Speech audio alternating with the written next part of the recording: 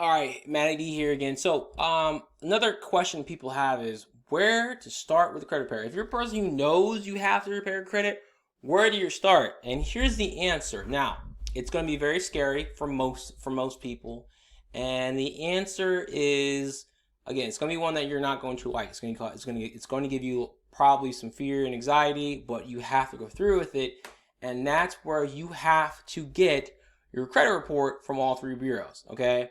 Now, you can get it through us. There's a link for it here. It costs $1. I'll give you trial. It'll give you all your industry scores, your FICO scores, things like that. Or if you want, hey, go to annualcreditreport.com and type in annual credit report, and you can get all three credit reports. Do not pay for a score because the information is not going to change. The same stuff. Just get the reports and see what is on each bureau. And this, my friend, from personal experience, is the hardest part. I have to work with a lot of people because you are afraid to see if this thing is truly this monster beast that you've made up in your own mind. Okay? But once you see what's on there, then you know where you're going to go. All right? Or what needs to be done. Okay? And after you've done that, another question you want to ask is, what's the goal here? What's the goal? What are you trying to accomplish through doing credit repair? Is it trying to get to a certain score? Or is it trying to become qualified for a mortgage? You want to define that first. I should have started with that, but you want to define that first. What's the goal? And then in order to see, what you need to get to the goal, you gotta see what's on your file. You gotta see what you need, what's on there, what needs to come off. Do you have the rebuild credit? If you want to know if you have the rebuild credit, simple. When all the accounts are on there are either collection charge-offs, negative stuff, and closed accounts. That means if that stuff comes off, congratulations, the negative stuff comes off, but your score is going to stagnate. Or if all you have giving you score is negative items, which I've seen, negative items being collection charges, repossessions, bankruptcy, all that stuff.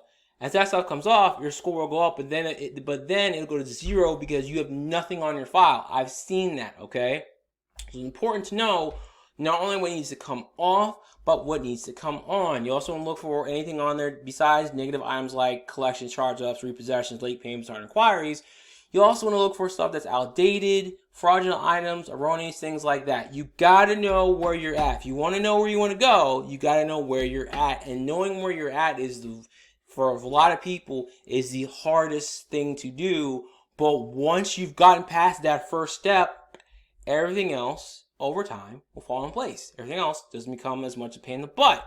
It can be done, but you got to put the time, energy, and effort into it because, again, credit is a long-term game. It's a marathon, not a sprint. You got to, not only once you get to where you want to be, you got to maintain it. And that, my friend, is the hardest thing you'll have to do. As a person who's fixed own credit, when you do this, you go, crap, I have to make this a priority again. That was my biggest thing. But once you get in the habit of it, hey, it's all automatic. So, hope this helps. Any other questions, do reach out to us, 703-232-1533. Again, 703-232-1533. My extension is number 2. Or if you want to schedule a free consultation with me, go to speakwithmatt.biz. Again, that's speakwithmatt.biz. I look forward to speaking with you soon. Take care.